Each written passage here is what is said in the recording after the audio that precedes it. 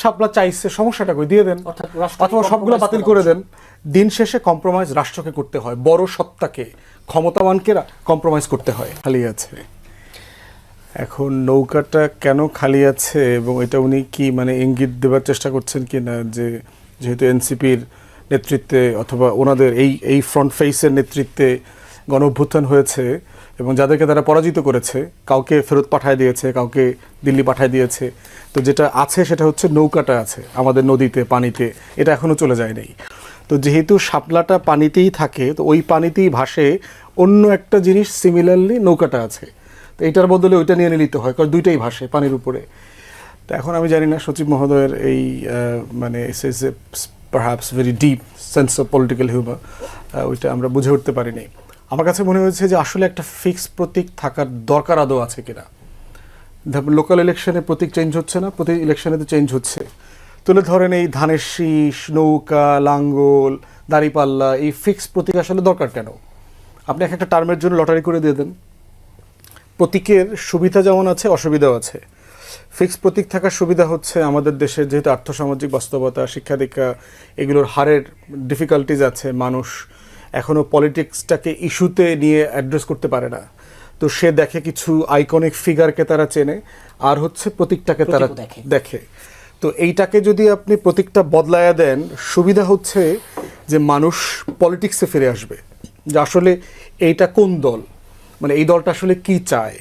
কিন্তু এখন যেটা হচ্ছে যে আচ্ছা ধানের শেষ, ও আচ্ছা লাঙ্গল, নৌকা, প্রতীক দেখে ভোট দেওয়ার যে কালচার, তা আমি ফিল করি মাঝে মধ্যে যে কোনো পক্ষেরই পারহ্যাপস এত রিজিড হওয়ার কিছু নাই।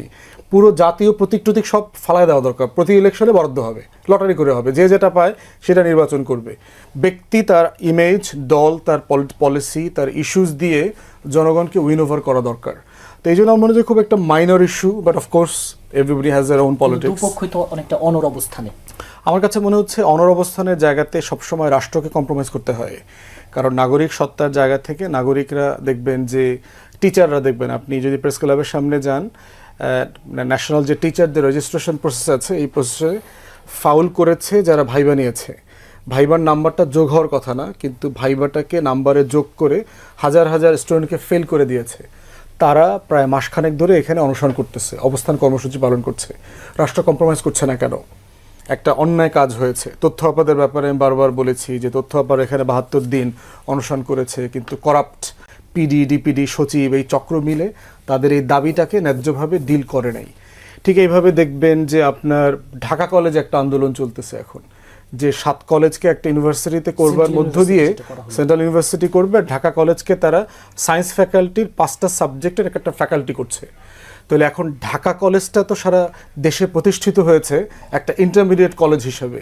এই কলেজের হিস্ট্রি, ঐতিহ্য, তার নেচার অফ কলেজিয়েট সিস্টেম, এই টোটাল ব্যবস্থাপনাটা নিয়ে তারা খুব অসন্তুষ্ট। আবার ইডেন কলেজ এবং বদরুন্নেসা কলেজের নেচার হচ্ছে এটা গার্লস অনলি কলেজ, তো সেখানে ৭ কলেজের ওই ক্রাইটেরিয়াতে পড়লে তো এখানে ছেলেরাও ক্লাস করতে যাবে, তো বদরুন্নেসা এবং ইডেনের মেয়েরা আবার এটাতে কমফোর্টেবল না।